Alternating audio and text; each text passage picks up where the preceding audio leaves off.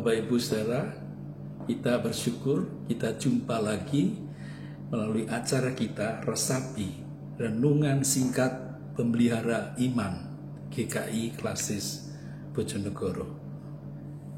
Kita akan membaca bagian firman Tuhan dari kitab Yehezkiel pasal 36 ayat 26, dikatakan demikian.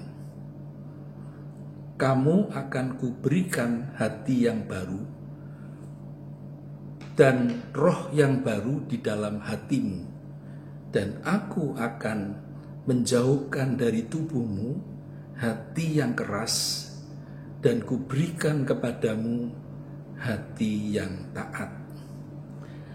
Renungan kita saya beri judul Hati yang Baru. Bapak Ibu Saudara, Alkitab menyatakan bahwa hati itu adalah pusat kehidupan manusia. Dari hati itulah terpancar kehidupan kita. Demikian dikatakan di dalam Amsal 4 ayat 23. Seluruh pikiran, perasaan, dan kehendak seseorang, seluruh pikiran dan perasaan kehendak kita, semuanya itu berpusat dari hati kita ini. Seperti yang juga dikatakan oleh Tuhan Yesus yang ditulis di dalam Injil Matius pasal 15 ayat 18 dan 19. Tuhan Yesus menjelaskan tentang apa yang mencemari seseorang. Dikatakan bahwa apa yang keluar dari mulut itu berasal dari hati. Dan itulah yang menajiskan orang. Karena dari hati timbul segala pikiran jahat, pembunuhan, perzinahan, perjabulan, pencurian, sumpah palsu, dan hujat. Inilah yang dikatakan dan diajarkan oleh Tuhan Yesus.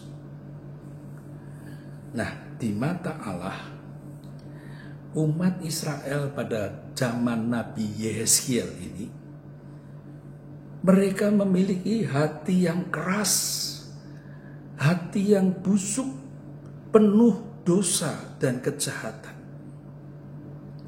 Sehingga mereka telah meninggalkan Allah yang hidup dan mereka berpaling kepada ilah yang mati, berhala mereka. Walaupun mereka adalah umat Allah, namun hati mereka sudah tidak lagi berpaut kepada Allah. Itulah kondisi kehidupan umat Israel pada zaman Nabi Yehezkiel ini. Mereka mengandalkan hikmat dan kekuatan mereka sendiri. Dan akibatnya Allah menghukum mereka dengan membiarkan penguasa Babil itu menawan mereka. Israel, umat Allah, dibuang atau terbuang dari negerinya dan mengalami kesengsaraan di negeri asing. Itulah yang dialami oleh umat Allah pada zaman Nabi Yehezkiel. Itulah keadaan umat Israel yang telah terpisah dari Allah, sehingga mereka harus masuk di dalam pembuangan atau penghukuman karena segala perbuatan dosa mereka yang dimulai dari hati mereka yang keras terhadap panggilan Allah. Namun di dalam kitab Yehezkiel ini juga diceritakan bahwa Allah tetap mengasihi mereka. Allah mengutus Nabi Yehezkiel untuk memberitakan berita pengharapan bagi mereka, bahwa setelah masa penghukuman itu Allah akan melepaskan mereka dan membawa mereka kembali ke negeri asal mereka. Bahkan melalui Nabi Yehezkiel itu Allah berjanji akan memperbaharui hati umatnya itu. Dikatakan Allah berjanji bahwa kamu akan kuberikan hati yang baru, ya, hati yang baru. Dan dikatakan Allah akan membuang hati mereka yang keras dan menggantikannya dengan hati yang lembut, yang patuh kepada Allah. Nah, Bapak Ibu saudara, pengalaman kehidupan umat Israel ini sebenarnya juga mengingatkan kepada kita agar kita masing-masing mau mengevaluasi diri, ya, terutama mengevaluasi hati kita dan mengoreksi hidup kita. Bagaimana keadaan hati dan perbuatan kita selama ini? Sampai kita memasuki di dalam bulan Desember, bulan terakhir di tahun 2020 ini. Bagaimana keadaan hati kita dalam relasi kita, hubungan kita dengan Allah terutama. Karena bisa jadi disadari atau tidak kita sadari, kondisi hati kita ini juga bisa seperti kondisi umat Allah pada zaman Yehezkiel itu.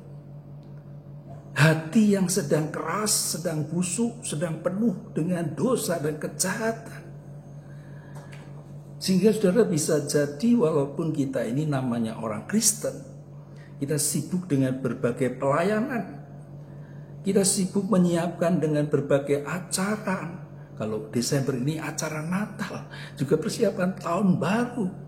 Namun sebenarnya ya, hati kita ini juga bisa sedang dalam kondisi meninggalkan Kristus. Kita sedang berpaling dari Kristus. Sudah tidak lagi mengandalkan Kristus. Ya, kita merayakan Kristus, tapi hati kita tidak mengandalkan Kristus. Tuhan Yesus Kristus pernah menegur dengan keras model kehidupan seperti itu. Dikatakan bangsa ini memuliakan aku dengan bibirnya, padahal hatinya jauh daripadaku. Percuma mereka beribadah kepadaku, sedangkan ajaran yang mereka ajarkan ialah perintah manusia. Itulah yang dicatat di dalam Injil Matius 15 ayat 8 dan 9. Nah, bagaimana keadaan hati kita selama ini? Pengalaman kehidupan umat Israel juga mengingatkan kepada kita bahwa tanpa berpaut kepada Kristus, maka kehidupan kita juga akan menjadi kacau seperti kondisi umat Allah Israel pada zaman Nabi Yehezkiel itu. Namun melalui bacaan kita juga, kitab Yehezkiel ini, kita juga diingatkan bahwa Allah adalah Allah yang tetap mengasihi kita. Seperti yang ditulis oleh Paulus di dalam surat 1 Korintus 1 ayat 9. Allah yang memanggil kamu kepada persekutuan dengan anaknya Yesus Kristus Tuhan kita adalah setia. Dia juga berjanji memberikan Roh Kudus yang akan menjadi penolong kita. Roh Kudus yang akan terus memperbarui hati kita menjadi hati yang baru, sehingga kita dimampukan untuk menjalani hidup yang memuliakan Kristus. Oleh karena itu marilah kita mau menyerahkan hati kita untuk diperbarui oleh Roh Kudus.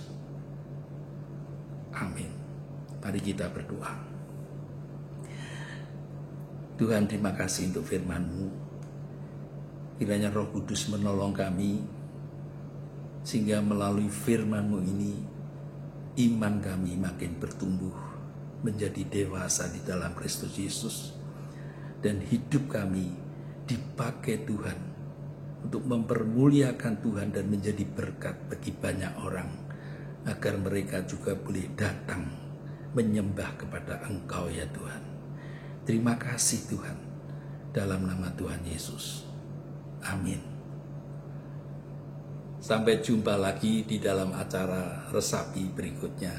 Tuhan memberkati kita. Amin.